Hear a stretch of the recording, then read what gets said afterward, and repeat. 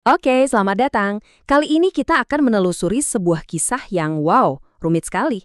Kisah hubungan Amerika Serikat dan Irak. Ini adalah sebuah perjalanan dari yang tadinya sekutu strategis, kok malah jadi musuh bebuyutan. Ini cerita tentang minyak, kekuasaan, dan tentu saja konsekuensi yang dampaknya terasa sampai ke seluruh dunia. Pertanyaan utamanya ya ini, gimana ceritanya sih negara yang tadinya jadi mitra penting Amerika tiba-tiba berbalik jadi musuh nomor satu sampai memicu invasi dan kekacauan yang berlangsung puluhan tahun?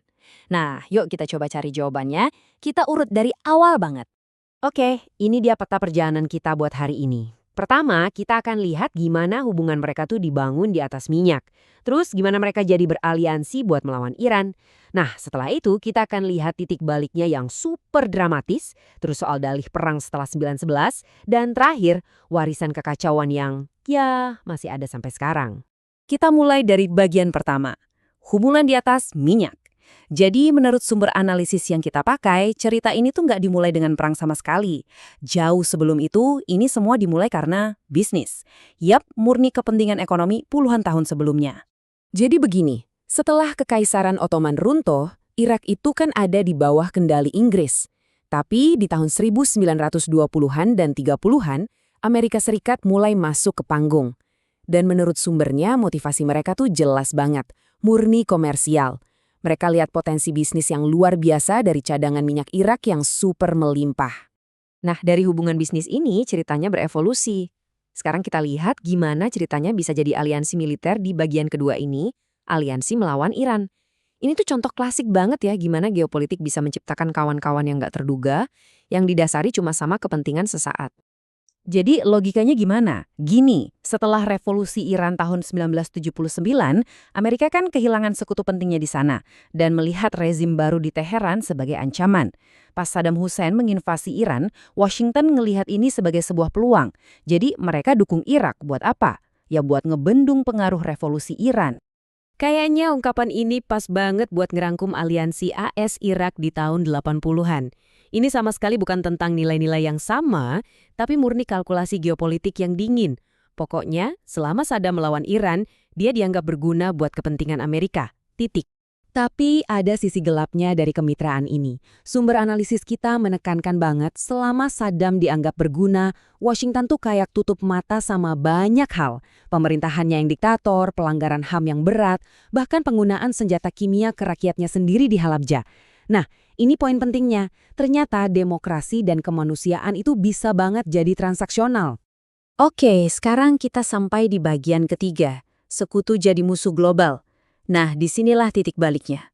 Momen di mana dinamika hubungan itu berputar 180 derajat dan itu terjadi nyaris dalam semalam. Pemicunya, jelas banget, invasi Irak ke Kuwait tahun 1990. Tindakan ini, dalam sekejap, langsung menghancurkan aliansi mereka dan memicu respons internasional besar-besaran, yang tentu saja dipimpin oleh Amerika Serikat. Perubahan narasinya itu drastis banget. Coba bayangin, Saddam Hussein yang di dekade 80-an adalah mitra yang berguna, tiba-tiba di tahun 90-an dilabeli sebagai ancaman terbesar bagi perdamaian dunia. Perubahan citra yang super cepat dan total. Terus kenapa sih invasi ke negara kecil kayak Kuwait ini bisa jadi ancaman besar? Nah, sumber analisis kita menunjuk ke konsep yang namanya hegemoni petrodolar. Jadi, karena semua minyak di dunia diperdagangkan pakai dolar AS, invasi ke produsen minyak utama dan sekutu AS seperti Kuwait itu dianggap serangan langsung ke dominasi ekonomi Amerika. Jadi ini bukan lagi soal Kuwait, tapi soal menjaga tatanan global. Oke, sekarang kita masuk ke babak keempat. Era setelah 911 dan munculnya dalih baru untuk konfrontasi dengan Irak. Ini mungkin babak yang paling kontroversial dari semuanya.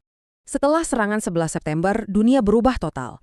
Amerika meluncurkan perang melawan teror. Dan gak butuh waktu lama, Irak langsung masuk ke dalam bidikan. Tapi ada yang penting buat dicatat nih. Sumber analisis kita menegaskan kalau Komisi Resmi 911 itu gak menemukan kaitan apapun antara serangan itu dengan rezimnya Saddam Hussein. Walaupun gak ada kaitan, narasi yang dibangun itu kuat banget. Publik, media, semuanya berulang kali diyakinkan sama para pejabat tinggi. Saddam Hussein punya senjata pemusnah massal atau WMD dan ini adalah ancaman nyata bagi dunia. Dan inilah faktanya, seperti yang dijelaskan sumber materi kita. Setelah invasi dan pencarian yang super ekstensif, nggak ada satupun senjata pemusnah massal yang pernah ditemukan. Kontras antara klaim dan kenyataan itu mencolok banget. Nah, ini membawa kita ke bagian terakhir yang jujur saja sangat tragis, warisan kekacauan. Di sini kita akan lihat dampak jangka panjang dari invasi 2003, seperti yang dirinci dalam sumber analisis kita. Jadi, pada Maret 2003, invasi dimulai. Menurut analisisnya, tindakan ini dilakukan tanpa mandat resmi dari Dewan Keamanan PBB. Yang artinya, di mata mayoritas komunitas internasional, invasi ini cacat secara hukum. Lalu hasilnya? Menurut sumber tersebut, dampaknya benar-benar menghancurkan.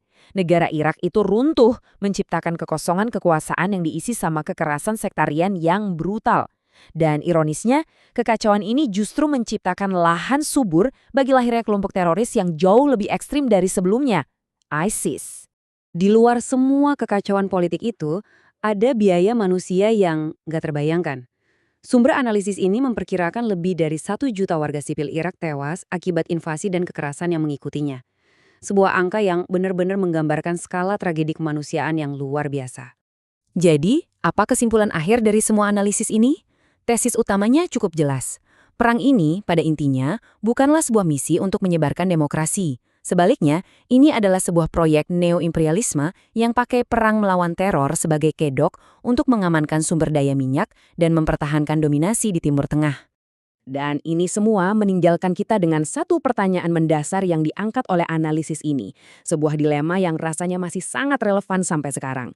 Setelah melihat semua ini, pertanyaannya adalah, bisakah demokrasi itu benar-benar ditanamkan melalui hujan bom dan laras senapan? Sebuah pertanyaan yang kayaknya layak kita renungkan bersama.